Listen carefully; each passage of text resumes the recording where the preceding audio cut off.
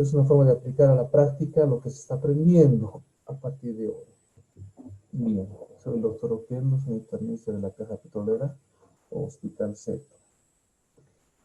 Para hablar de insuficiencia renal, de los distintos tipos, tenemos que un poco recordar de las funciones del riñón, porque vamos a hablar de la parte insuficiente. ¿Qué de la insuficiencia va a afectar cuando el riñón se compromete? Básicamente el riñón tiene, aparte de la función importante de formar orina, es el órgano que mantiene la homeostasis del cuerpo y también tiene una función hormonal, como es la producción de hormonas como la eritropoyetina, la renina y la vitamina D.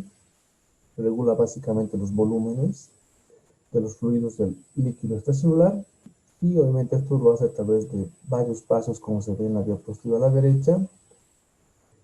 A partir del filtrado glomerular hay una reabsorción muy activa. Se dice que el riñón básicamente diariamente se filtran 180 litros de fluidos, pero solamente 1 litro llega a ser lo que llamamos la diuresis o la excreción. Entonces, ¿por qué ocurre aquello? Porque el riñón es a nivel de los túbulos hay un transporte activo principalmente de reabsorción. Ustedes ven esta diapositiva a la derecha. El riñón, si bien los capilares glomerares son parte fundamental, después de la arteria aferente, después de pasar por los capilares, sigue la arteria eferente y todavía pasa por el riñón otro sistema de capilares llamados peritubulares que finalmente luego desembocan en las venas. Entonces esto le permite al riñón que a partir de la filtración de 180 litros, hay un intercambio activo en los túbulos renales que da lugar a que nuevamente se reabsorba gran parte, el 99% de lo que se filtra en los capilares pasa de los túbulos renales nuevamente a los capilares peritubulares. Y solo 1%, en este caso, aproximadamente 1 litro diariamente se produce la diuresis o orina diaria. Esto es repasando un poco lo que se ya ha aprendido en fisiología de Guyton. También recordarles que la unidad funcional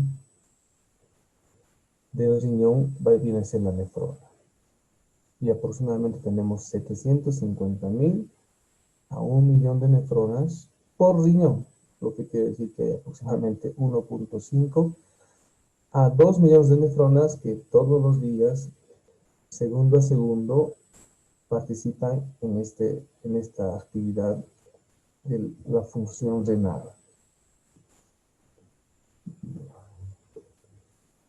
Bueno, algo importantísimo y tiene que ver mucho con la fisiopatología del filtrado glomerular, que es lo que se va a afectar en la insuficiencia renal, tiene que ver cómo se produce el filtrado glomerular. Y esto tiene que ver con la presión de filtración neta.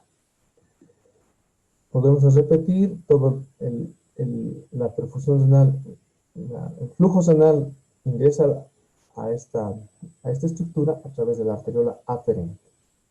Pero, ¿de qué depende de que se produzca el filtrado glomerular? Básicamente de la interacción, del equilibrio que existe entre las presiones físicas, presiones hidrostáticas y presiones coloidosmóticas entre los capilares glomerulares y la cápsula de Bowman.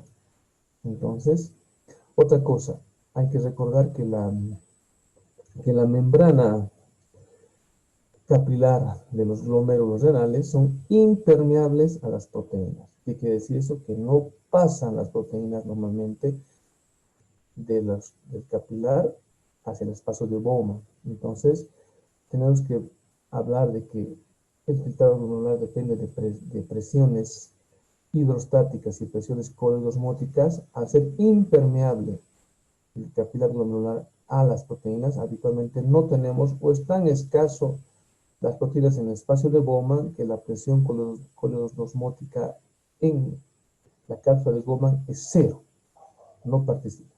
Entonces, ¿qué presiones empujan el líquido o los fluidos del capilar a la cápsula de Bowman, básicamente es la presión hidrostática del capilar glomerular. Acá señalado como 55 milímetros de mercurio, aunque Guyton he visto que esto lo cataloga como 60, pero bueno, vamos a hablar de las presiones acá mencionadas, que son prácticamente iguales a las de la que habla fisiología de Guyton, suponiendo que la presión de filtración es de 55. Ahora la presión coloidosmótica que está dentro de los capilares, que es otra presión muy importante, que es la presión que depende de las proteínas, sería la presión que se opone al filtrado glomerular o a la salida del líquido. Entonces, básicamente esto es una presión de 30 milímetros de mercurio. Y tenemos una presión hidrostática en la cápsula de goma. Esta cápsula que está donde pasa el fluido, también tiene una presión hidrostática que también se opondría al filtrado glomerular. Entonces, básicamente, si uno va sumando y restando la presión que empuja el líquido de los capilares a la cápsula de Bowman, viene siendo solo la presión hidrostática, 55. Y las presiones que evitan este paso, por un lado, la presión hidrostática de la cápsula de Bowman, 15, y la presión coloidosmótica de los capilares glomerulares. Si ustedes suman y restan, tenemos finalmente una presión de filtración neta positiva de 10 milímetros de mercurio. Eso es lo que produce que diariamente se filtren 180 litros de agua. Miren, solo con 10 milímetros de mercurio positivo. Y aquí no hay circulación linfática para que, como en los capilares de los tejidos sistémicos, hay por ejemplo, en el intercambio de líquidos en el intersticio de los otros órganos o tejidos, hay un 1% de retención de agua que normalmente viene por los linfáticos. Aquí no tenemos esa agua. Todo lo que se filtra en el glomérulo pasa a los túbulos renales y son los túbulos renales los que se encargan de la reabsorción, secreción y finalmente la diuresis. Bueno, entonces, ¿por qué es importante repasar estas presiones? Porque eso tiene que ver directamente con lo que vamos a hablar, con las causas de insuficiencia renal o por qué disminuye el filtrado glomerular. Nuevamente otra diapositiva muy didáctica. Esto ya es de Farreras. Básicamente el filtrado glomerular disminuye en varias situaciones. La más importante, ¿cuál va a ser? Cuando la presión hidrostática intracapilar disminuye. ¿Cuál sería su equivalente o su manifestación semiológica? Hipotensión arterial. Cuando el paciente tiene hipotensión arterial, tiene disminución de la presión hidrostática intracapilar y, como dijimos, es la principal fuerza que empuja los fluidos para que se produzca el filtrado glomerular. Entonces, ¿qué va a producirse? Disminución del filtrado glomerular. Cuando la presión oncótica del plasma sube, esto más que todo se ve por deshidratación. Se sabe que las proteínas, bueno, todo el plasma pasa por los glomérulos, pero los glomérulos son impermeables a las proteínas. Las proteínas no van a pasar a la cápsula de Bowman, entonces las proteínas van a volver por la arteriola deferente. Entonces este riñón deshidratado se traduce por un incremento de la presión coloidosmótica que va a jalar más el agua del espacio de Bowman hacia el capilar, y lo que va a producir una disminución del filtrado glomerular. ¿Y en qué circunstancias va a haber un aumento de la presión hidrostática en la cápsula de Bowman? Esta es una causa igual de falla renal. Cuando haya una obstrucción. Cuando hay una obstrucción en todo lo que tiene que ver con el sistema tubular o renal, ya sea, si ustedes ya se imaginan el riñón, cuando hay una obstrucción en los uréteres, cuando hay una obstrucción en la uretra, en la vejiga, después del riñón, esta obstrucción lo que va a producir es un incremento de la presión hidrostática en la cápsula de Bowman. Entonces, eso, por ejemplo, sería la explicación de por qué el paciente, porque bueno, hay una clasificación etiopatogénica, enseguida vamos a hablar de la falla renal aguda postrenal. Entonces sería la explicación fisiopatológica, el incremento de la presión hidrostática en la cápsula de Bowman. Otra causa muy frecuente es cuando baja, aunque sigue la volemia normal, pero baja el flujo sanguíneo renal. Esto ocurre principalmente cuando falla la bomba, cuando hay una insuficiencia cardíaca y el volumen circular efectivo disminuye, o sea, a expensas de que el gasto cardíaco, la bomba cardíaca, baja la perfusión renal, entonces hablamos de que el flujo sanguíneo está disminuido y por ende el filtrado disminuye. Y una quinta causa del compromiso que tiene que ver con la permeabilidad de los capilares glandulares. Entonces, cuando la permeabilidad de los capilares glandulares está disminuido, o automáticamente el filtrado va a estar disminuido. Esto me recuerda que básicamente el filtrado glomerular depende de esta interacción entre las presiones que hablábamos en la diapositiva anterior. El filtrado glomerular depende de las presiones que interactúan a través de la membrana capilar y de la superficie de la membrana capilar. ¿Qué tan extensa es? No olvidemos, tenemos 2 millones de nefronas, cada uno con sus capilares glomerulares. Entonces, todas estas presiones interactúan. Entonces, ¿de qué depende el filtrado glomerular? Básicamente de esta presión de filtración neta, de esta interacción de presiones, y de cuánta es la superficie de capilares glomerulares que interactúan con estas presiones. Y obviamente van a haber patologías que van a producir un compromiso en esta superficie capilar, ya sean intersticiales, ya sean las glomerulonephritis, ya sean las vasculitis, lesiones de pequeño vaso que alteran la permeabilidad glomerular. Bien, ya entrando un poco al tema mismo de la semiología de la insuficiencia renal aguda o crónica, vean, en esta diapositiva podemos clasificar, la insuficiencia renal en aguda versus crónica. ¿Cómo semiológicamente podemos hacer esa diferenciación? Entonces, la clave como en toda la medicina, está en la correcta realización de la historia clínica. La historia clínica es fundamental acá, desde la anamnesis y el examen físico, y muchas veces ayudados por un examen complementario. Solo identificando el grupo etario, uno ya, si bien no es que el paciente joven, niño, no pueda tener una patología crónica, es muy raro, pero habitualmente los problemas agudos, personas más jóvenes, pero el paciente de edad también puede tener o una patología crónica de base o una patología aguda pura o una patología aguda sobre un riñón crónicamente enfermo. ¿A qué me refiero? Que la insuficiencia renal aguda, por ejemplo, se puede producir en un riñón sano, en una persona sana, o se puede producir la insuficiencia renal aguda sobre la base de un riñón crónicamente enfermo. Y ahí vendría una segunda clasificación.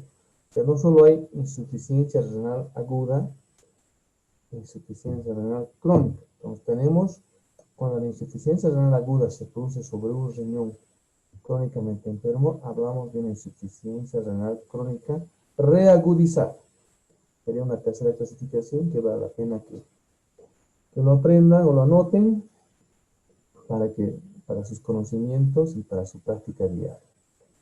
La diapositiva muestra a los pacientes, a la izquierda un paciente joven, en teoría, diferenciar un problema agudo de un problema crónico a veces no es tan sencillo, pero muchas veces esto parte de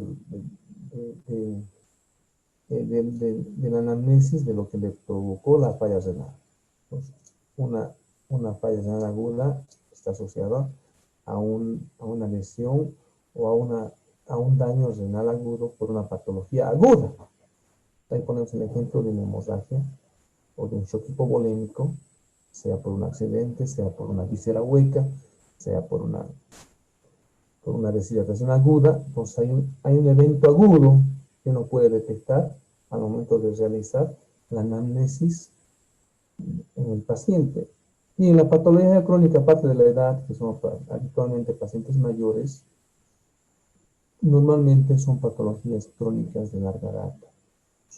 A veces son debido a la gran cantidad de nefronas que tenemos, a la gran reserva de la función renal que se tiene, las insuficiencias renales crónicas normalmente pasan muy asintomáticas por muchos tiempos. Tiene que haber un compromiso muy severo del filtrado glomerular para que comience a haber manifestaciones de síntomas y signos. Y finalmente, más adelante vamos a profundizar cómo se diferencian ambos casos, pero la ecografía es muy útil. Más que todo ecográficamente, insuficiencia renal aguda, riñón de tamaño normal o incluso un poco más grande. O insuficiencia renal crónica, riñones pequeños. Entonces, la diferencia radical. La ecografía tiene otra utilidad más importante que enseguida vamos a hablar, pero de grosso modo, el tamaño. Si nos vemos ecográficamente un riñón de tamaño normal o a veces aumentado, es más probable que sea una falla renal aguda. Si vemos riñones pequeños, estamos frente a una insuficiencia renal crónica. Bien. Ya ingresando al tema básicamente de la insuficiencia renal aguda. Este es un síndrome caracterizado por un descenso rápido y sostenido del filtrado glomerular. Y como les decía, este cuadro, cuando hablamos de rápido, estamos de horas o días. O sea, el paciente va a tener un cuadro de, soy doctor hace una semana, con diarrea y vómitos. Entonces tiene un cuadro agudo. Este cuadro habrá que también indagar si el paciente tiene ya alguna patología de base. Idealmente sería indagar o tener la historia clínica, algún reciente laboratorio de cuánto era su creatinina de base. La creatinina es el principal marcador, al igual que la urea, ambos se elevan frente a un daño renal agudo. Si nosotros tenemos la posibilidad de la historia clínica de indagar, eso pasa más que todo en pacientes que se operan, ¿no? El paciente ingresa a cirugía, ingresa con un laboratorio preoperatorio y tenemos una creatinina de base. Se opera y en el control postoperatorio, debido a hemorragias, a la hipotensión o a la anestesia, a las hemorragias transquirúrgicas, tenemos una elevación de la creatinina. Eso ya nos documenta un cuadro de insuficiencia renal aguda. Un evento agudo y una elevación de la creatinina. Entonces, eso es lo típico. Pero también vuelvo a recalcar que este cuadro o síndrome se puede producir sobre ya un riñón con una insuficiencia renal crónica previa. Y a esos cuadros llamamos insuficiencia renal crónica reagudizada. Y el segundo aspecto que tenemos que evaluar en el paciente con falla renal aguda es clasificarlo. Y eso también lo hacemos mediante la anamnesis o sobre todo cuando está el paciente internado, cuantificamos la diuresis. Si lo podemos dividir según el volumen urinario en una falla renal aguda oligúrica y no oligúrica. ¿Qué quiere decir? Que hay falla renal aguda. Normalmente la diuresis, y eso va a estar en la anamnesis detectado, que el volumen urinario o la cantidad de orina ha disminuido. Y peor aún si esto ocurre durante la internación. Como ustedes ven en la imagen, según la gravedad del paciente, a veces muchos están con sonda Foley y el paciente de toda la gravedad, a veces por turno o a veces cada hora, se vacía y se cuantifica la orina.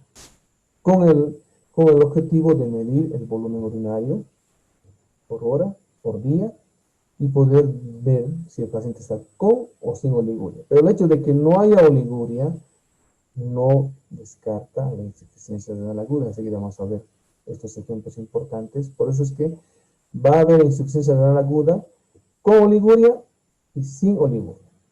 Pero es importante clasificarlos. Eso es a veces hasta una pregunta de examen.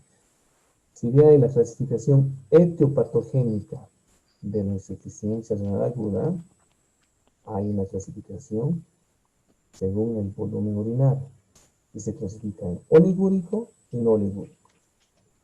Y obviamente, como les adelantaba, la insuficiencia renal aguda se manifiesta por un incremento de la creatinina y del nitrógeno urea.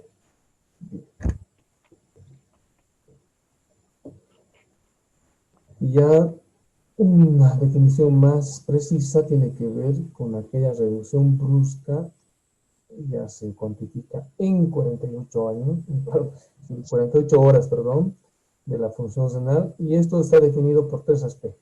Pueden ser los tres o uno de ellos, y nos define insuficiencia renal aguda. Por una parte, puede haber un aumento absoluto de la concentración de creatinina de un valor igual o mayor a 0,3 miligramos por decilitro.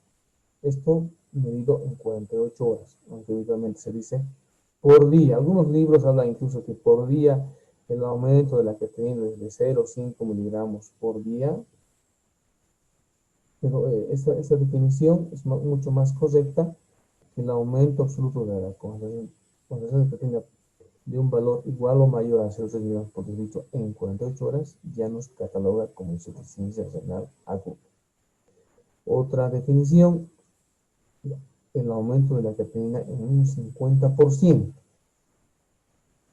La creatinina, por ejemplo, jóvenes, tiene que ver mucho con la masa, es mucho más precisa que la urea. La urea, por ejemplo, depende, si podemos la diapositiva anterior, perdón, me olvidaba comentarles que la insuficiencia renal se puede manifestar por aumento de la creatinina y del nitrógeno ureico.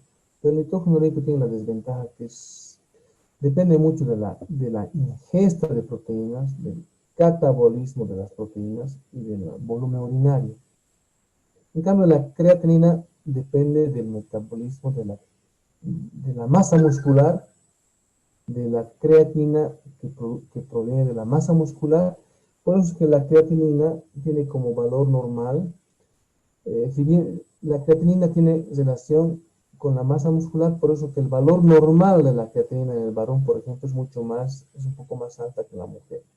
En el varón se habla de que la creatinina es normal hasta 1,2, menor o igual a 1,2, y en la mujer, en cambio, la creatinina es normal, igual o menor a 1 miligramo por decilitro.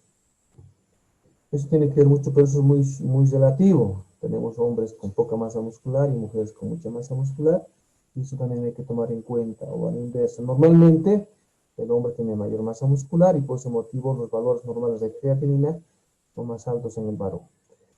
Pero si tomamos en cuenta que la creatinina normal de esa persona, ya sea mujer o varón, es de 1 miligramo, hablamos de que hay una insuficiencia renal aguda cuando hay un incremento del 50% de la creatinina. ¿Qué quiere decir? Esto en este tiempo, 48 horas. Que la creatinina de 1, si aumenta en 50%, en 1 o 2 días está en 1,5. O también, por eso como decía, que también este problema se puede producir en pacientes ya con insuficiencia renal crónica. Si la creatinina era de 2 miligramos normalmente de ese paciente, porque tiene una nefropatía diabética, tiene una patología crónica, ya tiene una insuficiencia renal crónica. Para hablar de insuficiencia renal aguda en ese paciente que tiene ya una creatinina de 2, tendrá que aumentar un 50% en este lapso de tiempo, en 48 horas, o sea que de 2 tendrá que subir a 3 miligramos. Entonces, ese incremento del 50% también nos define la insuficiencia renal aguda. Y finalmente, en aquellos pacientes, no en todos, les puedo repetir, pero generalmente hay una disminución de la diuresis a lo que definimos como oliguria. Y la oliguria se define como la diuresis menor a 0,5 ml kilo peso hora. Esto no tenemos que esperar que pasen 24 horas, ¿no? Habitualmente la oliguria se la define en 24 horas como un volumen menor a 400 ml en 24 horas. Pero como es un cuadro agudo y tenemos que actuar ya, y depende mucho del tiempo, la recuperación del riñón, entonces la definición habla de que la diuresis oliguria sería menor a 0,5 ml por hora, pero en 6 horas. Y detectamos por eso que debe controlarse cada hora en estos pacientes agudamente enfermos. Bien. Les decía que la insuficiencia renal aguda puede clasificarse según la etiopatogenia en 3 grupos. Tenemos el más importante, el prerenal, que representa el 50-60%, es básicamente aquel paciente con hipotensión, aquel paciente que tiene un problema antes del riñón. Prerenal. Tuvo una quemadura extensa, una pérdida de líquidos y electrolitos, hipotensión, entonces llega al riñón, el riñón sufre la hipoperfusión renal, o sea, el riñón está sano, el problema está antes del riñón, prerenal, eso tiene que quedarse en la cabeza, el riñón está sano, el problema está antes del riñón, a eso llamamos prerenal, y es la causa más frecuente. En segundo lugar tenemos la insuficiencia renal aguda intrínseca, que representa el 40% ya cuando el problema está dentro del riñón, a nivel de los glomérulos, túbulos renales. Y finalmente tenemos un no despreciable 5% que vendría siendo las causas postrenales, aquellas que se producen después del riñón, desde la pelvis, desde los cálices renales, cualquier patología que obstruya el drenaje normal de la orina puede causar una insuficiencia renal aguda postrenal, representaría el 5%. Entonces, la clasificación etiopatogénica. Esta diapositiva la puse un poco más para la prerenal, enseguida vamos a hablar más en detalle, pero por ejemplo, acá están las 3 causas etiopatogénicas, ¿no? Prerenal, renal o parenquimatosa y postrenal. La parenquimatosa, por ejemplo, jóvenes, que es el segundo lugar en frecuencia, representa el 40%, tenemos aquellas vasculares, vasculitis, hipertensión maligna, las ateroembolias o coágulos que obstruyen la circulación renal, la glomerular, que son las glomerulonefritis o las vasculitis, la intersticial, que tiene que ver principalmente con la nefritis intersticial, también puede haber infiltración tumoral, y la más importante de este grupo parenquimatoso, que representa el 75 a 80% de las causas renales. De todas las causas parenquimatosas, la necrosis tubular aguda viene siendo la causa más importante. Como les dije, de 75-80%. Y podemos a su vez dividirla en isquémica y tóxica. Y cuando hablamos de tóxica, hablamos de tóxicos exógenos, endógenos, enseguida vamos a hablar más en detalle. Y finalmente la postrenal, que son todas las patologías que enseguida van a obstruir el drenaje normal de la orina. Bien. Bueno, insuficiencia renal aguda prerenal. Tienen como común denominador la hipoperfusión renal. ¿Y a qué se debe esta hipoperfusión renal? La causa más frecuente será la lesión de volumen intravascular. Aquel paciente que tiene, por ejemplo, diarrea y vómitos, pierde líquidos, entonces va a tener una hipotensión secundaria a la deshidratación que produce esta depresión de volumen. Hay una causa de pérdida de líquidos y electrolitos, o si ustedes quieren, aquel paciente con choque hipovolémico por cualquier causa de hemorragia, que va a causar hipoperfusión.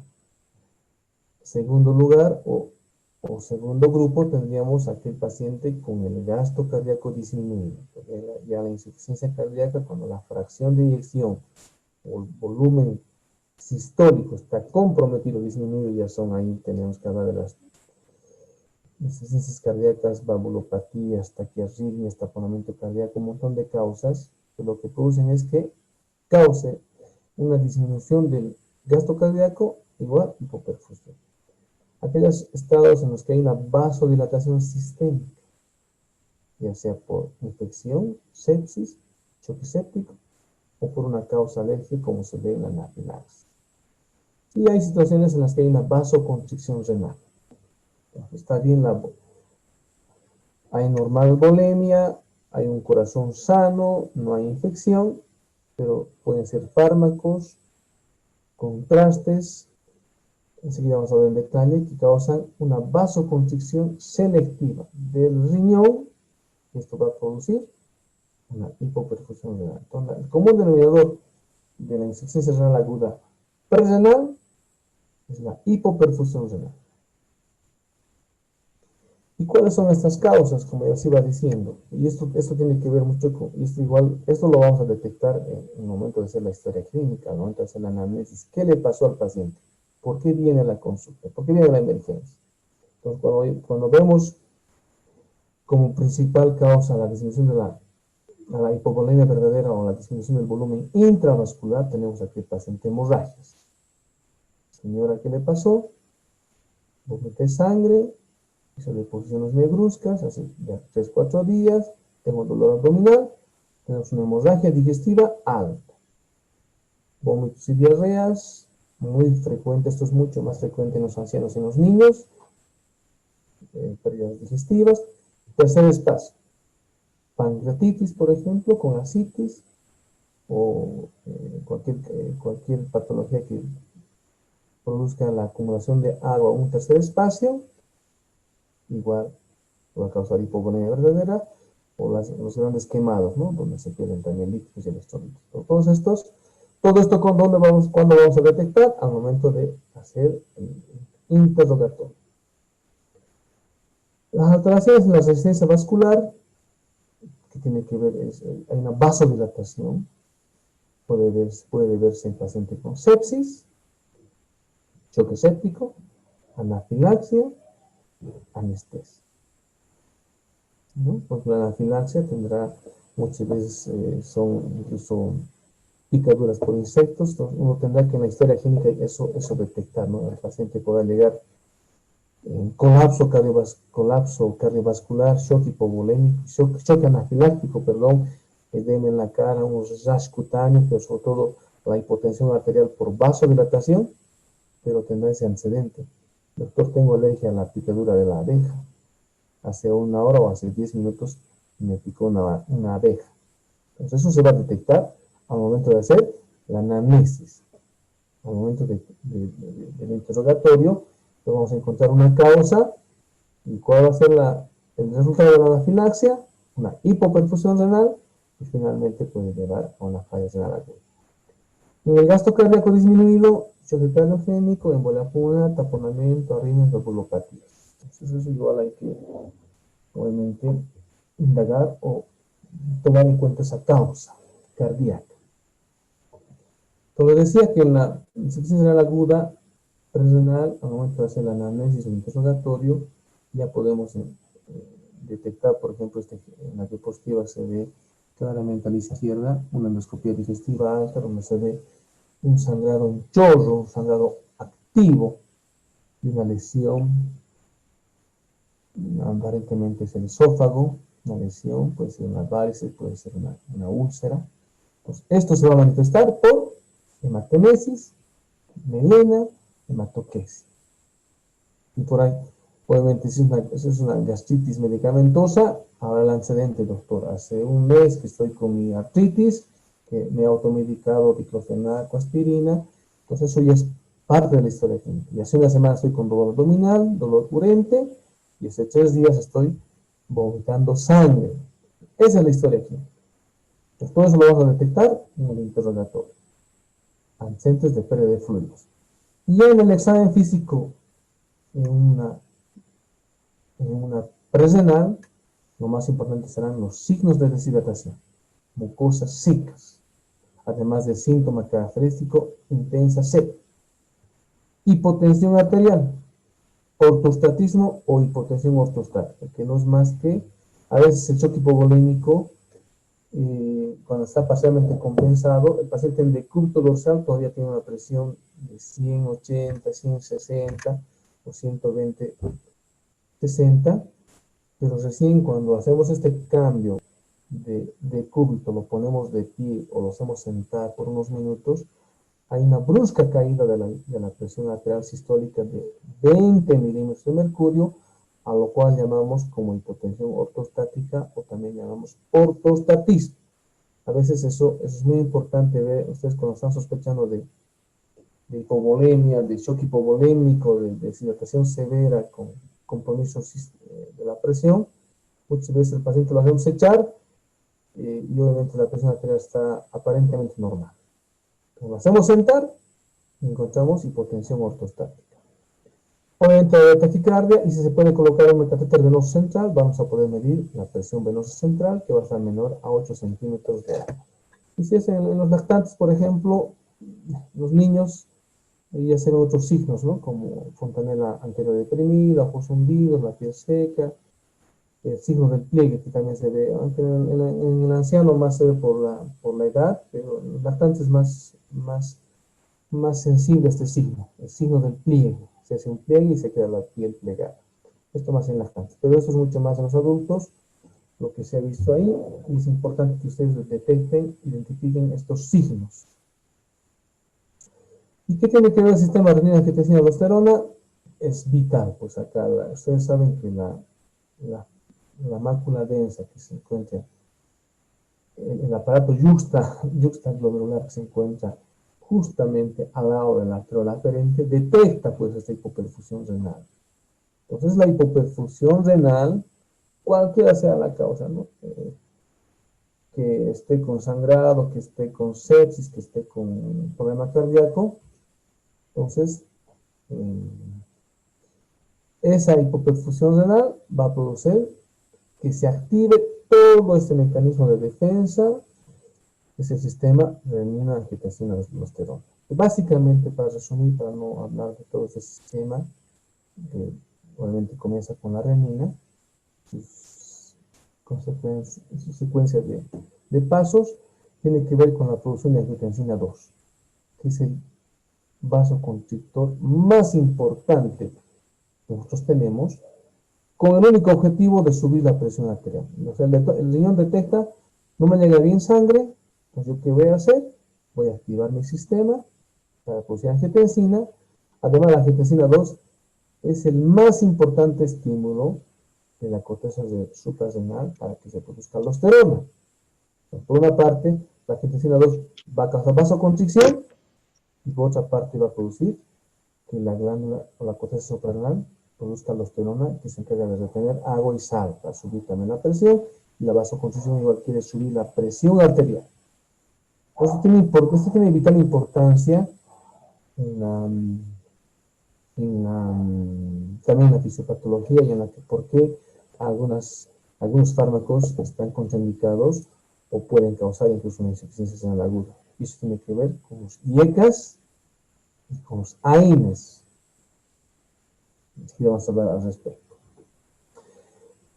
Bueno, en segundo lugar tenemos la insuficiencia renal aguda intrínseca. Jóvenes, cuidado que sé que esto del internet puede cortarse. Bueno, no tenemos tiempo ilimitado, tenemos 40 minutos o 45 minutos. No se preocupen, si por esta vez, afortunadamente tenemos 3 clases, miércoles y viernes vamos a completar.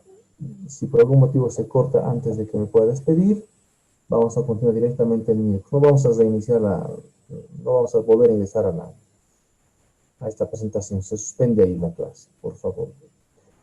La insuficiencia renal aguda intrínseca, ya es la que tiene que ver con un problema en la nefrona, desde los capilares glomerulares o la circulación vascular. Aquí hablamos de que puede haber una lesión de grandes vasos renales, de estos vasos, la lesión en el mismo glomérulo, el daño, la causa más frecuente, la necrosis tubular aguda en los túbulos renales, o la lesión túbulo intersticial, que también es una causa importante. Todas van a causar una enfermedad en el parénquima renal. Esa es la insuficiencia renal aguda, intrarrenal o parenquimatosa o intrínseca.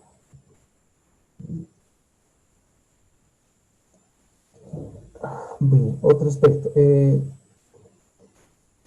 Cuando hablamos de insuficiencia renal intrínseca, dijimos que la necrosis tubular aguda viene siendo la causa más frecuente. Entonces, es lo que vamos ahora a hablar básicamente. De la necrosis tubular aguda representa el 75 a 80% de las causas. Y además esta se puede subdividir en dos grupos. Tenemos la isquémica y la tóxica. Bueno, entonces la isquémica básicamente tiene que ver con la necrosis tubular aguda tóxica. Se caracteriza básicamente por toxinas exógenas o endógenas, que generalmente todas ellas producen o vasoconstricción renal, o lesión tubular directa, o obstrucción intratubular. La intrínseca se subdivide además hay varias causas de daño parenquimatoso o intrínseco, cuando afecta los grandes vasos, los glomérulos, cuando hay una lesión tubular intersticial, pero la más importante viene siendo el principal referente de este grupo de patologías es la necrosis tubular aguda. Esta se subdivide además en isquémica y tóxica. Es mucho más prevalente la isquémica que la tóxica. La necrosis tóxica va a causar el daño a nivel renal, básicamente secundaria a la vasoconstricción renal, a la lesión tubular directa o a la obstrucción intratubular que los tóxicos en el riñón pueden causar. Cuando hablamos de la necrosis tubular aguda por toxinas, que es uno de los subtipos, tenemos que recordar básicamente que existen dos tipos de toxinas que pueden dañar el riñón. Hay aquellas que se producen dentro del organismo, que son las toxinas endógenas. Tenemos principalmente como principal ejemplo la mioglobina, que es lo que se libera o se produce cuando hay un daño muscular llamada rhabdomiólisis, cuando hay una destrucción muscular. Este es el principal ejemplo o la principal causa cuando existen, por ejemplo, quemaduras por electricidad que producen daño muscular, y esto va a liberar mioglobina y finalmente va a causar falla renal aguda. En la hemoglobina, que sería otra de las toxinas endógenas, el principal ejemplo va a ser la hemolis, ¿no? La anemia hemolítica. Y obviamente, en tercer lugar, tendría que ser el tema del ácido úrico, que son nefropatías causadas por estos uratos. Y en segundo lugar tenemos el grupo de las toxinas exógenas, que son ya lo que uno de forma externa se expone cuando se hacen estudios contrastados, cuando toma algunos antibióticos nefrotóxicos como los aminoglucósidos, angifotericina y antineoplásicos. Cuando un paciente va a ir, por ejemplo, a un estudio por contraste, como un estudio de tomografía, existen algunos factores de riesgo que uno debe como médico evaluar y tener más cuidado en la prevención. Estos son los factores de riesgo, los principales factores de riesgo para que un paciente que se va a exponer a un estudio contrastado tenga el daño o sufra una necrosis tubular aguda. Entonces, todo paciente que va a hacerse un estudio con contraste, una tomografía o un estudio radiográfico, tiene que tomarse en cuenta o más cuidado en aquel paciente que ya tiene una insuficiencia renal, si ya tiene algún problema de riñón. Aquel paciente que viene con depresión de volumen, deshidratado, hipovolemia. Aquel paciente con nefropatía diabética, con insuficiencia cardíaca o que esté tomando ANs o IECAS. Entonces es muy importante tomar en cuenta porque estos pacientes requieren un trato especial, un seguimiento más cercano y evitar todos esos nefrotóxicos, evitar todas esas alteraciones para que ese estudio contrastado no provoca esta complicación llamada necrosis tubular aguda. También tenemos, aparte de dentro de las toxinas exógenas, llamadas así, tenemos fármacos que también pueden dar lugar a esta necrosis tubular aguda. Dentro de ellos tenemos los AINES, IECAS y antimicrobianos, como aminoglucosis, vancomicina, antifúngicos, anfotericina B, antivirales como las aciclovir. Y algunos quimioterapéuticos, de estos el más importante es cisplatino y metotrexato. Entonces, otros factores de riesgo para que este paciente presente, en el anterior ejemplo era para el paciente expuesto al contraste, y en general, factores de riesgo para que un paciente presente necrosis tubular aguda será nuevamente un daño renal crónico persistente, la edad muy importante, cirugías mayores, cirugías con bypass cardiovascular que dure más de 3 horas o que haya una reciente exposición a nefrotóxico. Ahora también tenemos dentro de la insuficiencia renal aguda intrínseca a la nefritis intersticial aguda. Es un cuadro diferente a la necrosis tubular aguda. Acá principalmente producido por fármacos. Dentro de ellos tenemos antibióticos, los betalactámicos los más importantes, como la penicilina, las quinolonas como la cipro, rifampicina, cotrimoxazol, nuevamente los AINES y algunos otros medicamentos, incluso la furosemida, que es un antibiótico de ASA, viene siendo un fármaco que puede causar nefritis intersticial aguda. Mucho cuidado con la furosemida, que muchos no lo usan. En la oliguria, cuando la oliguria está muy escasa, cuidado que este mismo medicamento pueda causar un daño renal del tipo de la nefritis intersticial aguda. Bueno, ya entrando a la semiología misma de la insuficiencia renal aguda intrínseca, uno tiene la obligación, en el momento de hacer el interrogatorio, de preguntar pues, sobre estos factores de riesgo y sobre estas exposiciones que pueden causar este daño. Dijimos que la más importante, la forma de presentación más frecuente del daño intrínseco es la necrosis tubular aguda. Y de estos, si bien la isquémica es la más frecuente, tenemos en segundo lugar la tóxica, en este caso por contraste.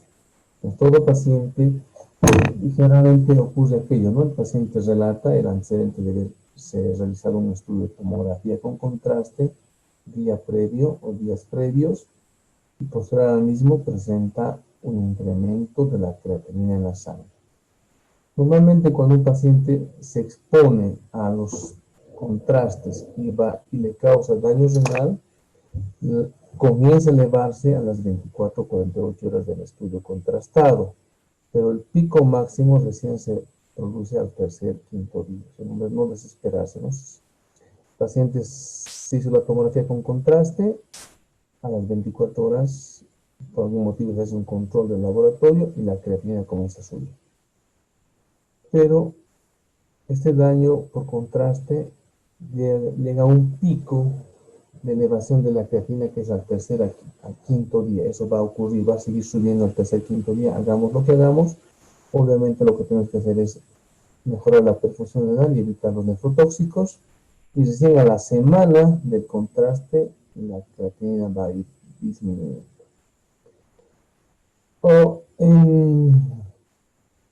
Dijimos que la necrosis tubular aguda puede ser isquémica o tóxica.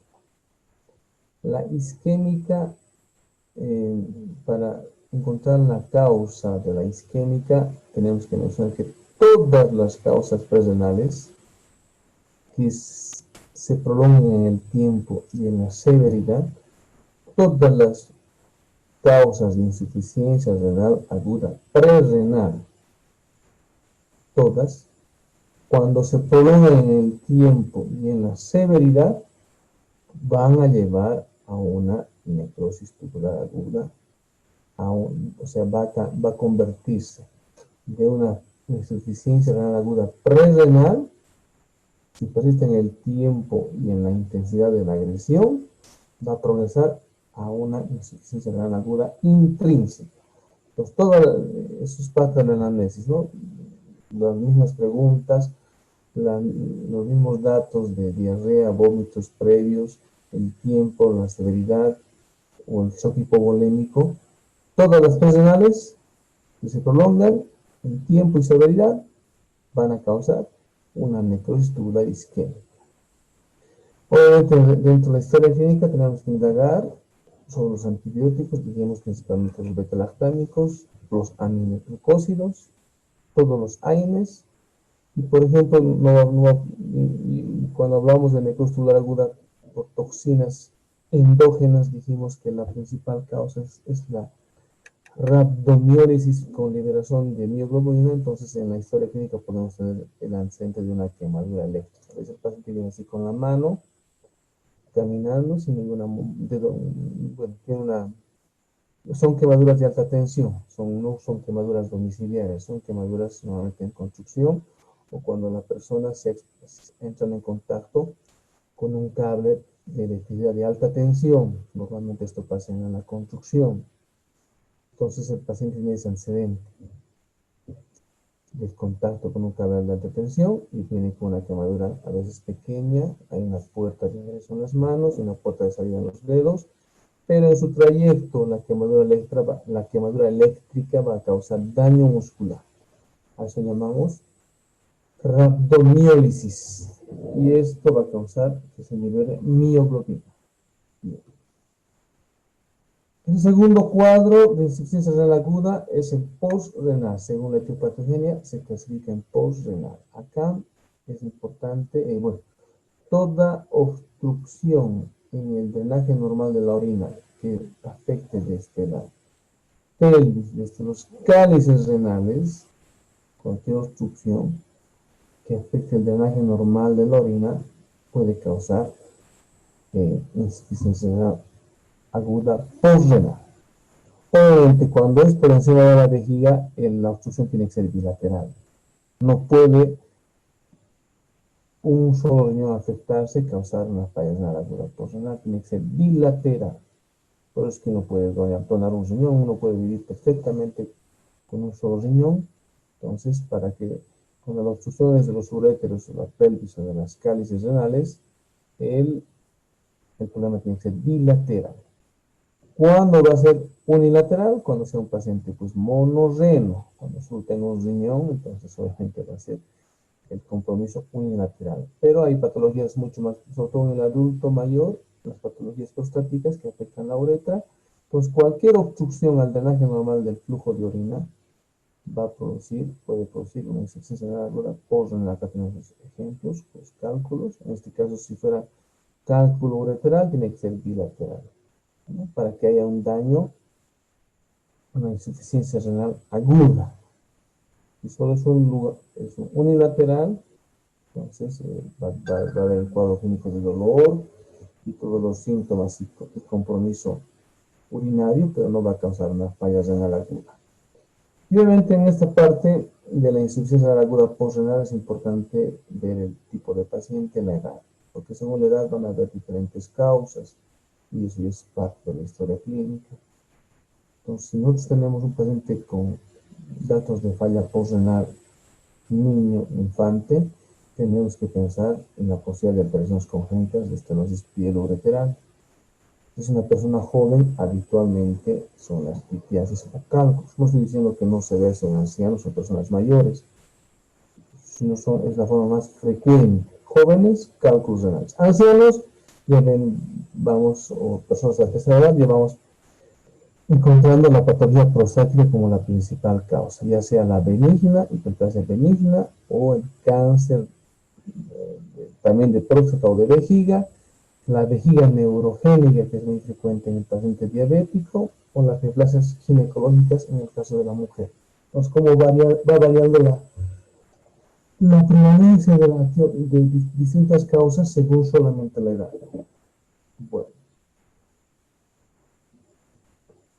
Bueno, ¿qué hacemos en la...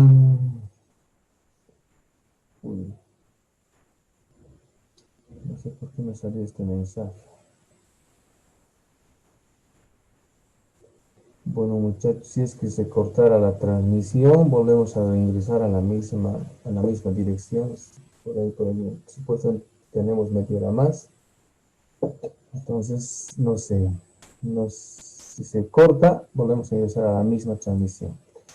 El análisis, nos aprobamos un poquito más. Esto es en general lo que debe hacerse en la historia clínica o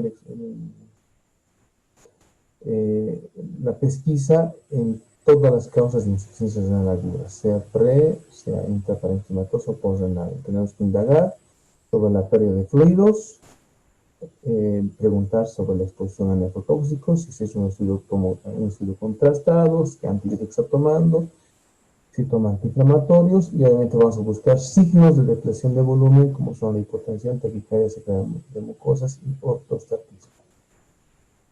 Manifestaciones cutáneas, aumento de eso ahorita me mandó un mensaje de la Facultad de Medicina. Se supone que todos ya tienen todos el link, ¿no?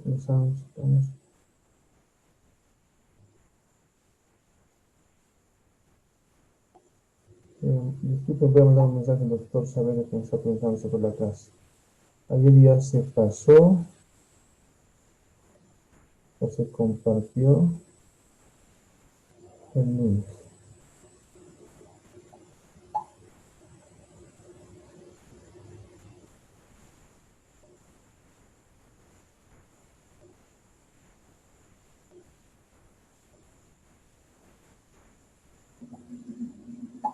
Bien, perdón, este no es un mensaje del doctor Saavedra.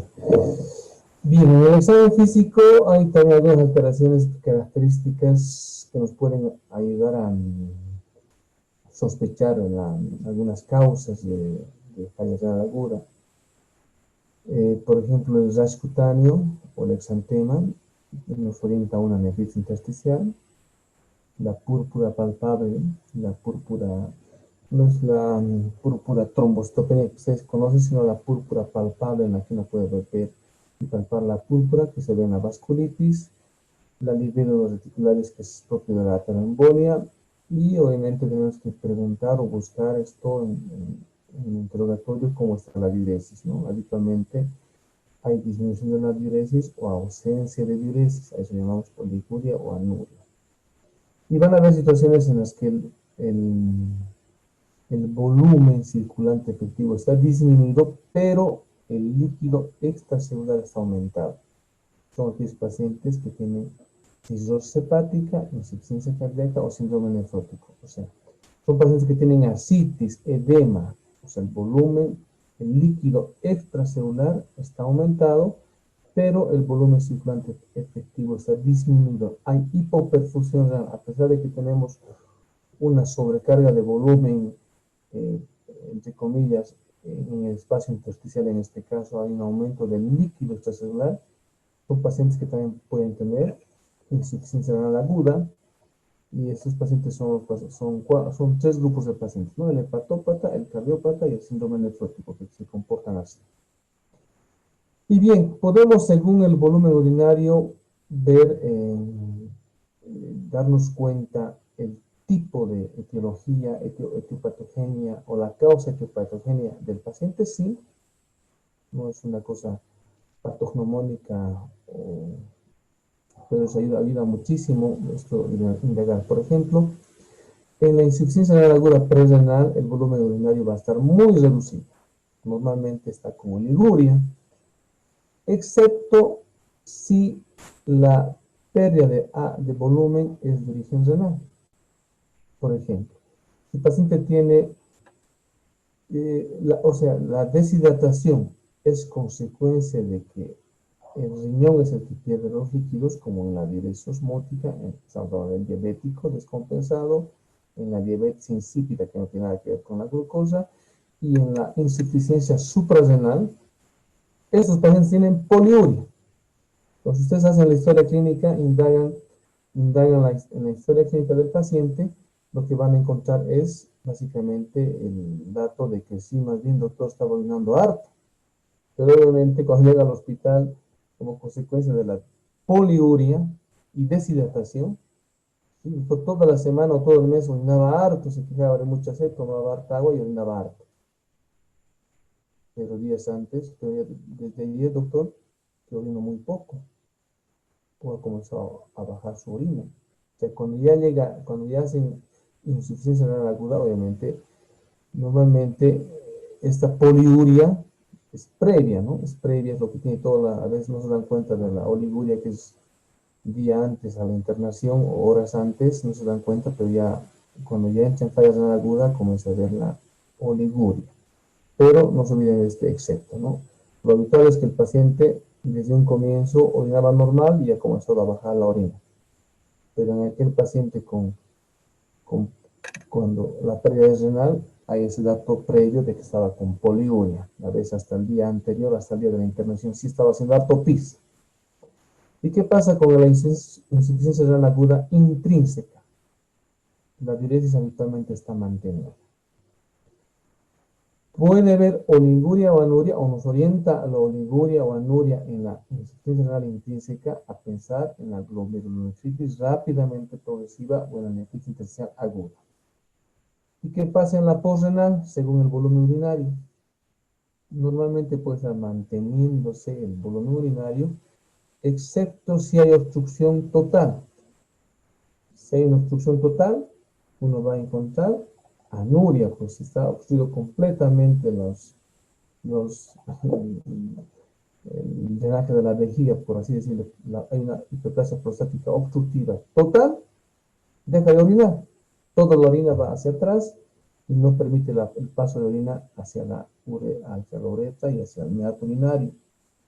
Pero es interesante que vean que cuando la obstrucción es incompleta, o sea, hay una obstrucción incompleta, no es completa la obstrucción, más bien puede haber una poliuria.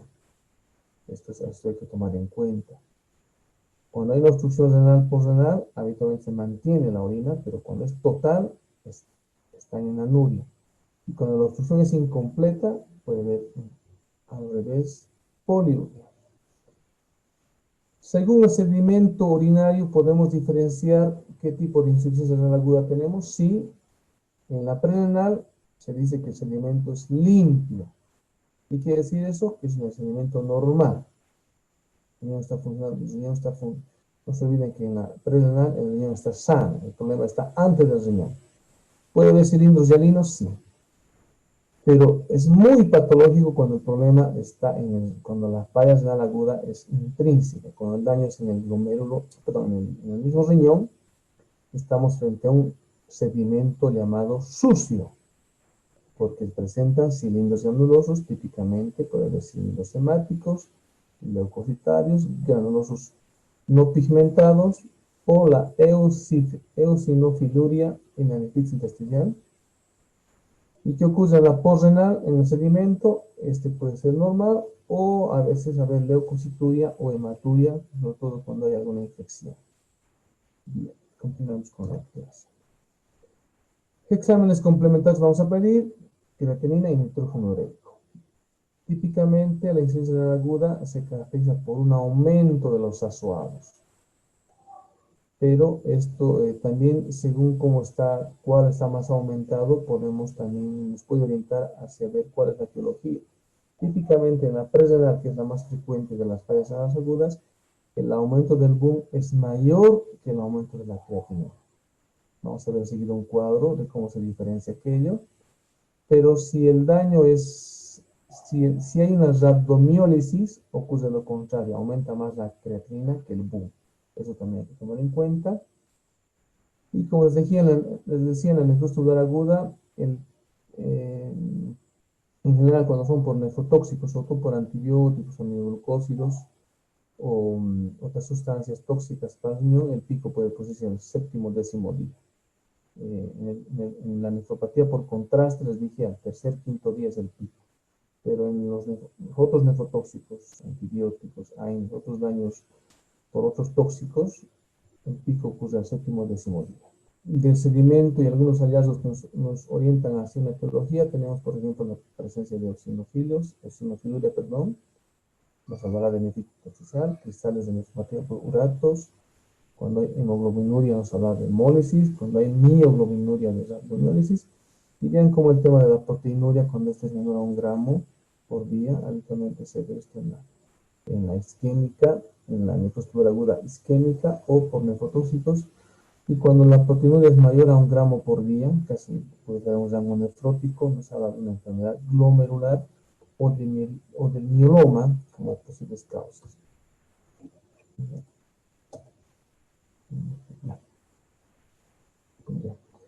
Bueno, este es un cuadro para el diagnóstico diferencial entre la prerenal y la renal, que es como su principal ejemplo la necrosis tubular abierta. ¿Podemos, según los índices urinarios, hacer el diagnóstico diferencial? Sí. No se olviden que el paciente con problema prerrenal, dijimos, tiene un riñón sano. Ese riñón es un riñón que funciona.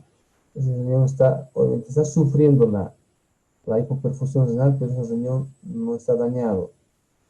El problema viene antes del riñón por la hipoperfusión renal y lo opuesto ocurre en la necrosis tubular aguda o insuficiencia renal intrínseca, donde el daño está dentro de los túbulos renales o según el tipo de daño intrínseco, el daño está en el riñón. Entonces, el prerenal tiene un riñón funcional que funciona y el renal o intraparenquimatoso tiene un riñón dañado. Por eso es que se puede diferenciar.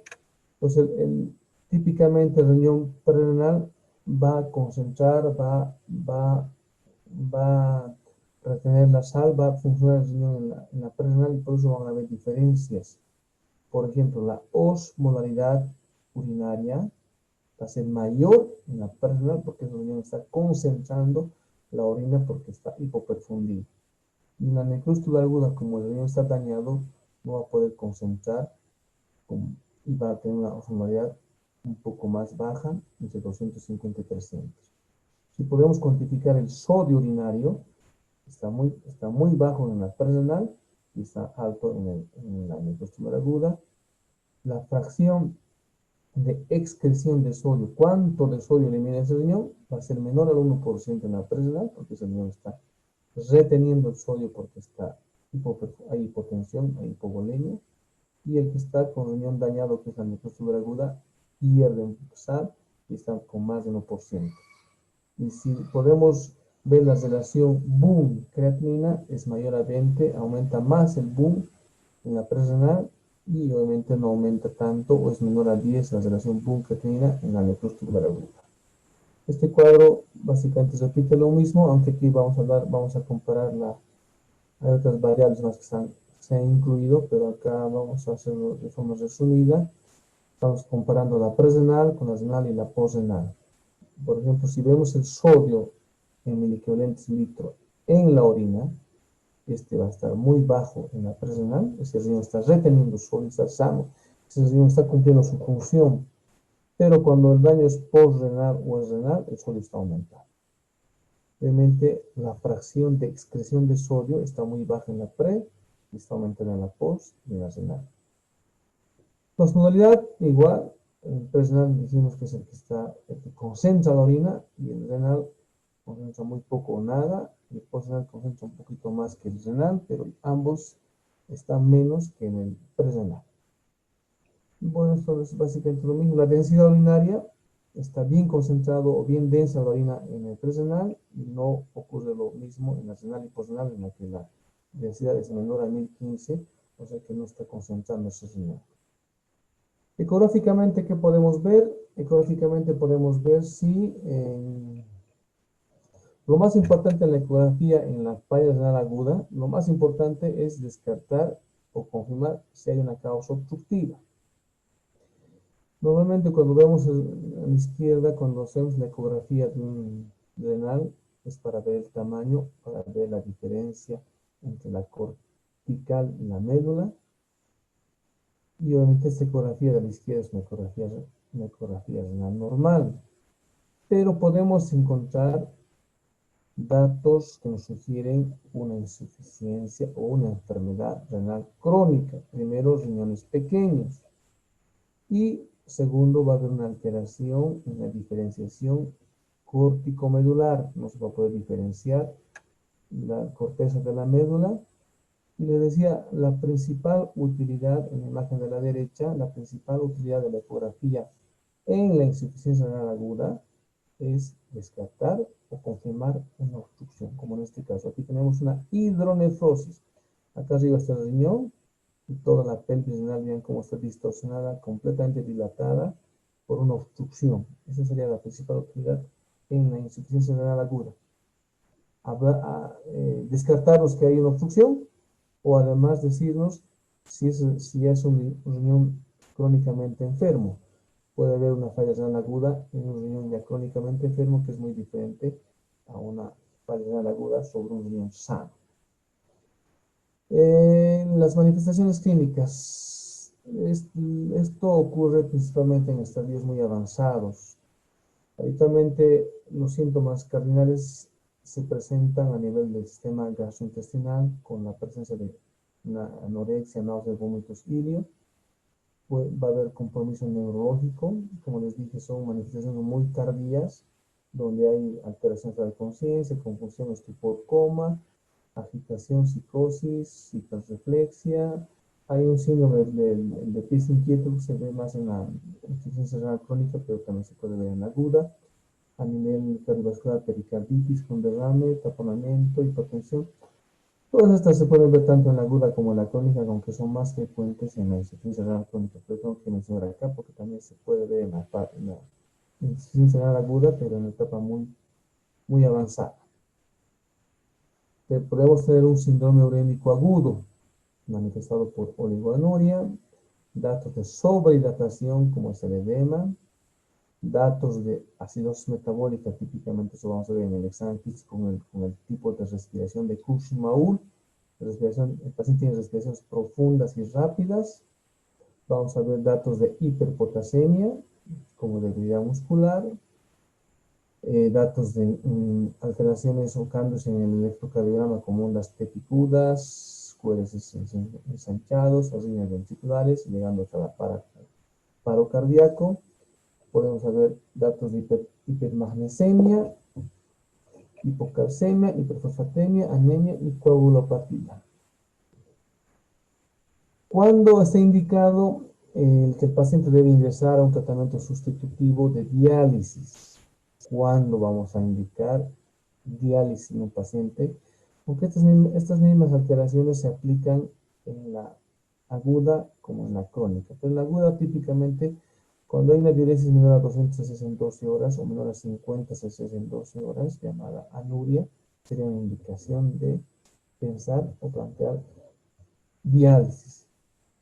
Cuando hay datos de hipervolemia que no responde al tratamiento médico, como un edema agudo de pulmón que no responde, en este caso se usan los diuréticos de ASA, como la furosemida a dosis altísimas, o cuando hay hiperpotasemia que tampoco se puede corregir de forma médica, debe ingresar a diálisis. La acidosis metabólica grave con pH menor a 7.2, resistente al tratamiento médico, diálisis. Los datos de uremia con compromiso neurológico, encefalopatía, neuropatía o pericarditis urémica son indicación de diálisis de urgencia. O cuando el paciente sufrió una intoxicación por una droga dializable, o sea que ese paciente debe ingresar a diálisis si está con una falla renal aguda. Bien, hasta acá es el capítulo de la parte aguda. A ver qué hora es, son 7:21. Vamos a hacer un poquito de la parte crónica. Bueno, esto todo, cuando sospechamos de una insuficiencia renal crónica, básicamente se define a la insuficiencia renal crónica como aquellas alteraciones persistentes, tanto estructurales como funcionales del riñón, que dure más de 3 meses. Habitualmente nosotros encontramos estos pacientes con años de enfermedad, ¿no? Pero por definición tiene que haber pasado más de 3 meses para considerar que es una insuficiencia renal crónica. ¿Y en base a qué indicadores vamos a catalogar que este daño, que tiene daño crónico? Primero el tiempo, ¿no? Hablamos de que son más de 3 meses. Habitualmente les digo, como les dije, son pacientes con años de enfermedad. Indicadores de lesión renal será la presencia de la creatinina aumentada y o solamente la presencia de proteinuria persistente, hematuria glomerular. Hablamos de hematuria glomerular cuando los glóbulos rojos están dismórficos o llamados también crenocitos, ahí hablamos de hematuria glomerular. Cuando por un estudio de imagen encontramos riñones obviamente pequeños o riñones poliquísticos, o si se hace por alguna indicación biopsia renal, datos de glomerulopatía crónica, ya estamos frente a un paciente con insuficiencia renal crónica. O el inciso B sería si en una orina de 24 horas o en la proteinuria de 24 horas encontramos un filtrado glomerular menor a 60 ml/minuto. El filtrado glomerular normal, si se mide en orina de 24 horas, se puede cuantificar lo que se llama la depuración de creatinina, que es igual al filtrado glomerular. Normalmente es normal de 80 a 120 ml/minuto. Pero cuando este está menor a 60 ml/minuto por 1.53 metros cuadrados, hablamos ya de insuficiencia renal, en este caso crónica, si es por mayor a 3 meses su presencia. ¿Cuáles son las causas de insuficiencia renal crónica? Esta es una referencia de lo que ocurre en España, que se lo puede aplicar perfectamente a nuestro país, aunque diría yo que la nefropatía diabética en Bolivia o en Sudamérica es mucho más prevalente, pero sí, concordamos que es la principal causa. ¿Por qué hay pacientes en diálisis? Principalmente la principal fuente de pacientes que llegan a diálisis es la diabetes mellitus, con su nefropatía diabética. Después tenemos las nefropatías no afiliadas, vasculares, glomerulonefritis, nefritis intersticial, enfermedad poliquística, otras patologías sistémicas o incluso nefropatías hereditarias, que es muy raro, pero también puede haber. Entonces, cuando hablamos de insuficiencia renal crónica, lo primero que tenemos que pensar en nuestro medio, el antecedente de diabetes e hipertensión arterial. Son dos patologías que llevan a la insuficiencia renal crónica muy frecuentes en nuestro medio. ¿Cuál es la patogenia y fisiopatología de la insuficiencia renal crónica? Entonces comenzamos con una comorbilidad crónica, digamos, pongamos a la diabetes o a la hipertensión como una causa de pérdida progresiva irreversible de nefronas. Recuerden que el riñón tiene 1.000.000 de nefronas por riñón. Entonces, hay una pérdida progresiva irreversible de nefronas. Cuando hay esa pérdida progresiva de nefronas, va a causar que haya una disminución de la función renal con consecuente disminución del filtrado glomerular.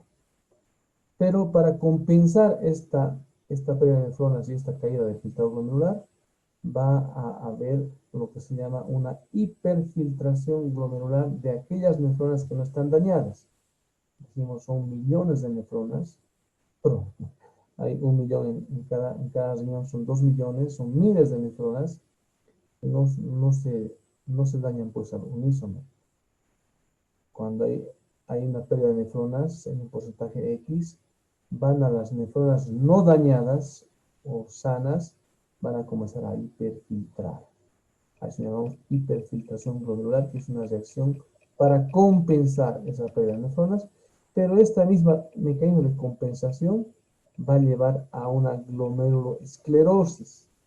Esa hiperfunción de esas nefronas no dañadas o sanas van a causar una glomeruloesclerosis, produciendo un mayor daño renal y una mayor, obviamente, un incremento de pérdida de nefronas, y así se sigue el círculo vicioso de la insuficiencia renal crónica. ¿Qué factores contribuyen en el daño renal? Hay otros factores, obviamente tenemos que tener mucho cuidado, la proteinuria per se, las proteínas, por eso la dieta baja en proteínas es importante en el tratamiento de la insuficiencia renal crónica. El buen control de la hipertensión arterial va a causar mayor daño renal, las lesiones tubulointersticiales, la hiperlipidemia y el tabaquismo. Se van a dar lugar a un mayor daño renal crónico. ¿Qué alteraciones en el equilibrio hidroelectrolítico y ácido base se producen en el paciente con insuficiencia renal crónica? No se olviden que el riñón tiene la principal función de la excreción de sodio y agua. Esto, debido a esa gran cantidad de nefronas que tenemos, se puede mantener normal la excreción de sodio y agua hasta etapas muy avanzadas de la enfermedad renal crónica.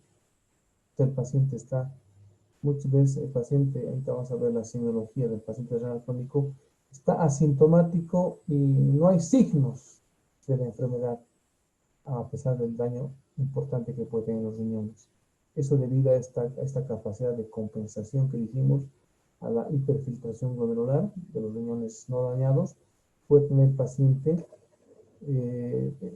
mantener por mucho tiempo o hasta etapas muy avanzadas una función que compensa ese daño crónico. Pero cuando los mecanismos de compensación son insuficientes o son superados, nos comienza a aparecer la sobrecarga de volumen, los edemas y la mayor hipertensión arterial en el paciente con insuficiencia renal crónica. Otros datos serían en relación al potasio, va a haber hipercalemia, igual no es igual en etapas más avanzadas, no es que comienza con hipercalemia, sino también en etapas avanzadas.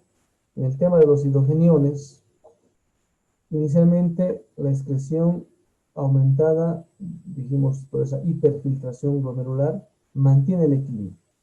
Y cuando el filtrado glomerular cae por debajo de 30 ml minuto, comienza a haber retención de hidrogeniones y comienza a haber acidosis metabólica manifestado semiológicamente por lo que llamamos la restauración de Kushmaul. Esto sí es nuevo para ustedes. En la anterior clase no hablamos nada del tema del calcio. En relación al metabolismo del calcio y fósforo, pues de lo siguiente, joven. En el paciente con insuficiencia renal crónica va a disminuir la excreción de fósforo, o sea, va a haber hiperfosfatemia, porque cae la excreción, la eliminación. Disminuye la producción de vitamina D, o sea, va a disminuir la vitamina D y además hay una disminución de la absorción de calcio, tanto a nivel renal como en el tubo digestivo. Entonces, esto va a dar lugar a que el paciente tenga hiperfosfatemia e hipocalcemia. Esas dos alteraciones de hipocalcemia con hiperfosfatemia van a dar la orden a que nuestra glándula paratiroidea produzca más hormona paratiroidea, lo que llamamos un hiperparatiroidismo secundario. El hiperparatiroidismo secundario, que trata de subir el calcio, ¿qué hace? Va al hueso y aumenta la reabsorción ósea de calcio. Va al riñón y le dice aumenta la reabsorción renal de calcio. Pero esto pues causa un daño progresivo, por ejemplo, en los huesos. Ese aumento de la reabsorción de calcio del hueso va a producir una pérdida de calcio en el hueso, a lo que llamamos como osteomalacia. Y finalmente, toda esta alteración del mecanismo del calcio y fósforo, que es típico del paciente renal crónico, se lo denomina osteodistrofia renal. Eso es en resumen, lo que ocurre en el tema del calcio y el fósforo. Típicamente va a haber hiperfosfatemia más hipocalcemia. Hiperparatiroidismo secundario, que va a tratar de compensar, pero no va a lograr compensar. Probablemente al inicio va parcialmente a compensar, pero después la enfermedad renal crónica va avanzando y va a haber toda esta alteración que se denomina osteodistrofia renal. Bueno, en el tema de las alteraciones también seguimos hidroelectrolíticas, pero acá tenemos que ver con el tema hormonal.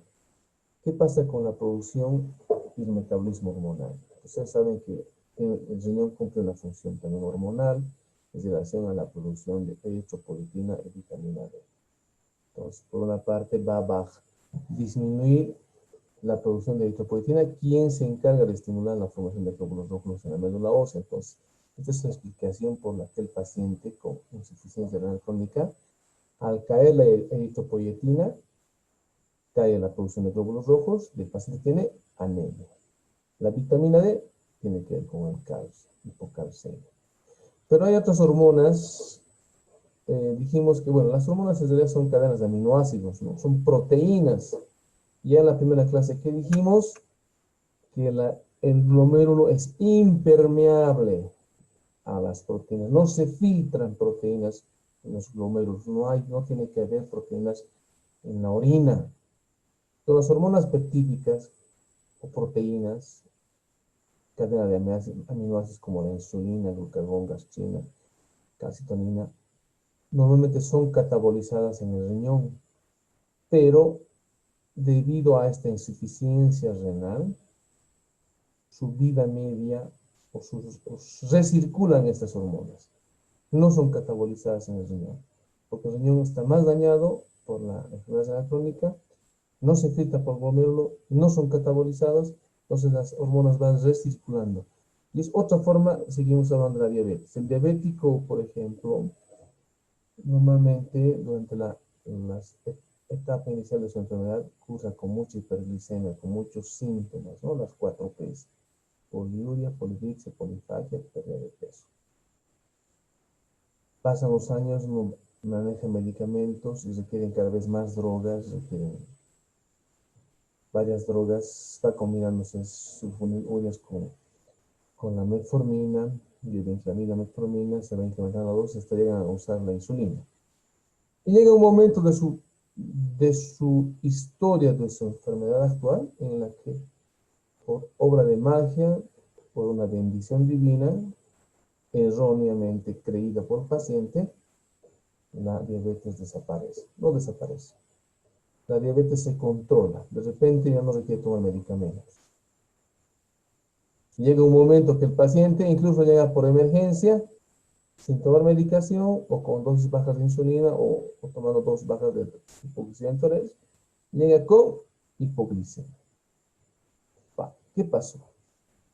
Básicamente lo que pasó no es que está mejor, es que ese paciente con diabetes tipo 2 o tipo 1 ahora tiene una insuficiencia renal crónica severa, en la que la poca insulina que su páncreas produce, o por ahí la insulina que le administramos exógenamente vía subcutánea, está recirculando y la glicemia se normaliza. Entonces, otra forma de cómo se manifiesta la insuficiencia renal crónica, o cómo el paciente nos grita y nos dice: tengo riñón dañado, viene por hipoglicemia. Esto tiene que ver con este mecanismo. Bueno, ya para hablar de las manifestaciones clínicas, cómo se manifiesta la insuficiencia renal crónica, tenemos que decir claramente que la enfermedad renal crónica temprana es asintomática. El paciente tiene una depuración de creatinina menor a 60 y no tiene ninguna manifestación. ¿Por qué? Porque está habiendo una hiperfiltración glomerular que está compensando ese riñón insuficiente. Y el famoso síndrome, el síndrome urémico, que es 100% semiología, el síndrome urémico puede verse en la insuficiencia renal aguda o en la insuficiencia renal crónica. Más típicamente vamos a ver el síndrome urémico en la insuficiencia renal crónica. Y solo va a aparecer el síndrome urémico cuando el filtrado glomerular esté por debajo de 10 o 15 ml minuto. O sea que va a aparecer cuando el paciente tiene que entrar a diálisis, porque ya es una indicación de diálisis en el diabético, que el filtrado glomerular esté por debajo de 10 ml o de 15 ml, perdón, el diabético, y menor a 10 ml en el que no es diabético, que tiene otra patología, es indicación de diálisis. Sé que el síndrome urémico nos va a aparecer muy tardíamente, no esperemos en diagnosticar esta enfermedad en esta etapa, hay que buscarlo más precozmente en ese paciente oligosintomático y lamentablemente sí requiere exámenes complementarios. ¿Qué síntomas son poco específicos? Viene por malestar, por debilidad, náuseas, vómitos, anorexia, insomnio. Si hablamos por sistemas, en el tegumentario, en las manifestaciones cutáneas, tenemos muchas manifestaciones. La palidez, que es la manifestación semiológica de la anemia, es uno de los aspectos más importantes. El aspecto terroso. Hay lesiones por rascado. El paciente, pero estas manifestaciones son muy tardías. El paciente viene con escoriaciones en la piel, en el abdomen, en los brazos, porque se rasca. Y esto está asociado al hiperparatiroidismo. La escarcha urémica comienza a eliminar urea a través del sudor. Ese paciente está con una enfermedad tan avanzada que comienza a eliminar por el sudor la urea, y eso es lo que se ve acá en la imagen en esta extremidad superior, como una placa blanquecina. Eso es la escarcha urémica, huele a orina el paciente.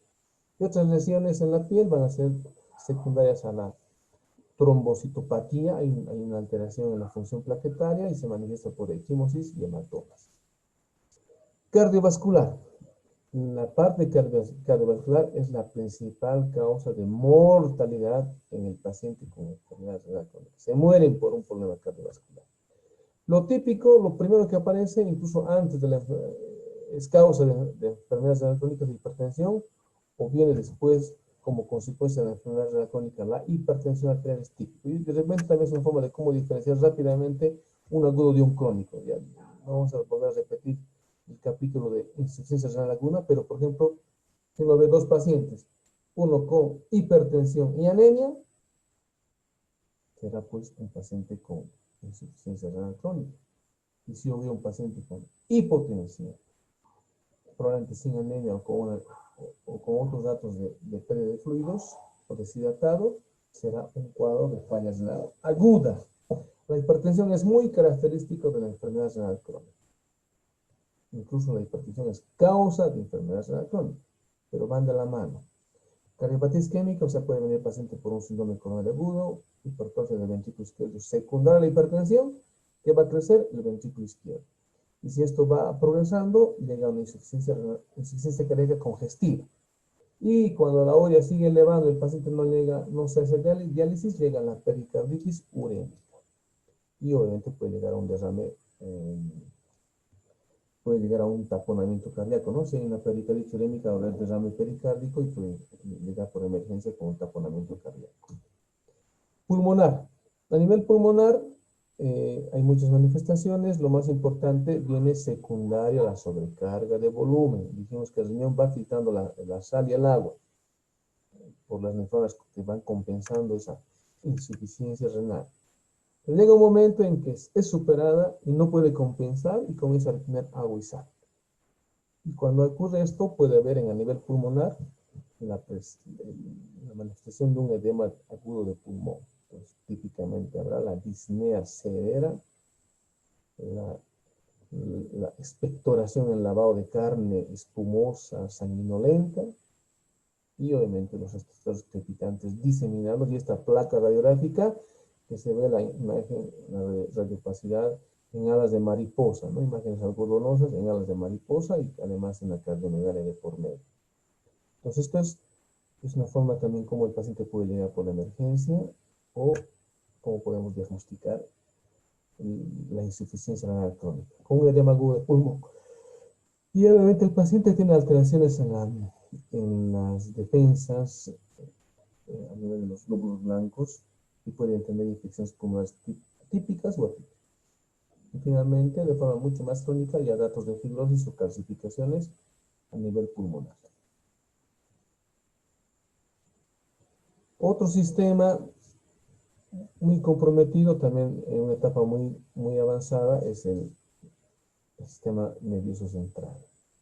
Y una forma muy característica es que el paciente venga con accidente vascular encefálico o accidente cerebrovascular que llamamos ACV.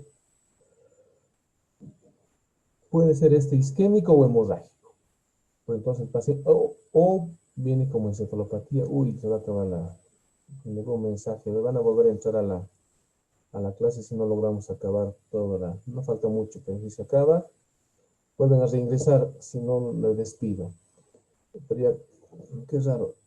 Todos son 7 y 10, van a volver a reingresar, no hay motivo para correr, tenemos todavía 20 minutos. Si se acaba, vuelven a reingresar. ACV, el paciente con ACV viene con signos de focalización. ¿Qué quiere decir? Que no mueve un lado en mi cuerpo. Habitualmente los ACV son unilaterales, no son difusos o simétricos, son de un hemisferio. Entonces el paciente focaliza o tiene debilidad de un hemicuerpo contralateral al hemisferio dañado. En cambio, la encefalopatía urémica es pues un daño difuso, bilateral. Entonces, sí podemos diferenciar semiológicamente esa debilidad, esa pérdida de fuerza, ese compromiso neurológico va a ser simétrico en la encefalopatía urémica y asimétrico en la ACV.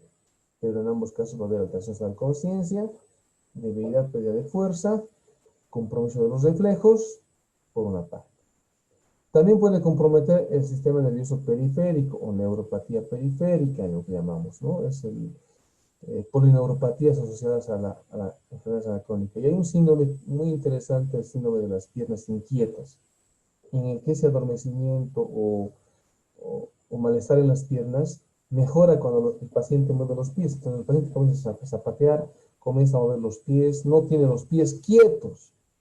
A eso llamamos el síndrome de las piernas inquietas. Típicamente el paciente tiene que mover los pies, tiene que zapatear, por así decirlo, o mover continuamente los pies, porque eso le alivia un poco el adormecimiento, el hormigueo de las plantas de los pies. Eso es una manifestación también como consecuencia de la neuropatía periférica. Digestivo. Viene siendo los náuseas y vómitos son los síntomas, diríamos, cardinales o los primeros en aparecer. El paciente típicamente viene por náuseas y vómitos. Eso es lo primero que aparece generalmente en este paciente, el compromiso gastrointestinal. Obviamente, con el tiempo va a causar además anorexia y obviamente va a llevar a un paciente a una malnutrición. Y además puede ver lo que dijimos, un aliento urémico o en la orina, el aliento. Fetor urémico, llamamos eso. Pero tiene esta diapositiva, aparte de algunas lesiones cutáneas, por ahí algunas por rascados, otras por nada. Hay una trombopatía, hay un compromiso de las plaquetas, pueden ver algunas petequias o lesiones equimóticas o lesiones por rascado, pero acá la diapositiva lo que queremos mostrar es la desnutrición, la cronicidad. Vean cómo el cabello está delgado, hay zonas de alopecia o pérdida de cabello, paciente con prominencias de los huesos por la pérdida del panículo adiposo. ¿Qué pasa en el sistema hematoinmunológico? La anemia, hay anemia, ¿saben por qué? Porque cae la hematopoiesis, porque cae, perdón, no hay producción de eritropoyetina y obviamente en los glóbulos blancos la función fagocítica está disminuida, por lo que el paciente con insuficiencia renal crónica tiene disminuye la acción fagocítica y por ende las infecciones están presentes. Perdón, las infecciones pueden comprometer al paciente. La trombocitopatía afecta el número de plaquetas habitualmente es normal, pero las plaquetas no están funcionando adecuadamente y por eso hay lesiones hemorrágicas, equimosis, petequias. A nivel óseo, hipocalcemia, hiperfosfatemia, hiperparatiroidismo. Finalmente, osteoporosis. Entonces, el paciente va a tener hipocalcemia, hiperfosfatemia como consecuencia de la insuficiencia renal crónica y secundario a esto hay hiperparatiroidismo. Desde el punto de vista endocrino, nuevamente revisando, hay otras hormonas que se comprometen en el paciente con enfermedad renal crónica. Por ejemplo, la disfunción sexual. Tiene que ver con que el paciente con esta enfermedad renal crónica, tiene aumento de las hormonas folículo estimulante y luteinizante, pero tiene una disminución de la testosterona en el varón, muy importante esta hormona, lo cual va a producir en el varón atrofia testicular e impotencia sexual. En la mujer, disminución de la fertilidad y del líbido. Hay galactorrea porque hay un aumento de la producción y además es una proteína que tiene que eliminarse por los riñones, como está disminuida el aclaramiento de la prolactina por los riñones, hay finalmente un aumento de la hormona de la prolactina, lo que va a dar lugar a la galactorrea. Entonces puede haber galactorrea en las personas del sexo femenino. Ya para ir terminando, diagnóstico. Entonces, el diagnóstico de la insuficiencia renal crónica tendrá que haber primero indicadores de lesión renal y o una disminución persistente e irreversible del filtrado glomerular. Estamos frente a una enfermedad crónica en la que se pierden las nefronas y eso va a causar una disminución persistente e irreversible del filtrado glomerular. Obviamente se valora qué tan grave es la enfermedad renal crónica según el cálculo del filtrado glomerular o el aclaramiento de la creatinina. Y además hay que identificar en estos pacientes las complicaciones que van acompañando a esta enfermedad, como son la hipertensión, anemia, desnutrición y acidosis. Y identificar algunas enfermedades concomitantes, ¿no? Infecciones, edema agudo del pulmón, lo que ya hemos ido viendo. Ya para ir terminando, justo el tiempo es suficiente. ¿Qué hacemos con el paciente con la enfermedad renal crónica? El tratamiento es conservador. Lo más importante va a ser tratar la enfermedad de base, controlar adecuadamente la diabetes, controlar adecuadamente la hipertensión o la glomerulonefritis, la patología que tenga de base. E implementar intervenciones que retrasen la progresión. Si dijimos que la proteinuria daña más al riñón, pues yo daré medicamentos, en este aspecto son muy útiles los IECAs, los enalapriles, en la proteinuria, disminuyen la proteinuria, entonces yo daré medicamentos, o si la dislipidemia me produce mayor daño renal, como la hipercolesterolemia o hipertrigliceridemia, entonces daré medicamentos que intervengan en este aspecto.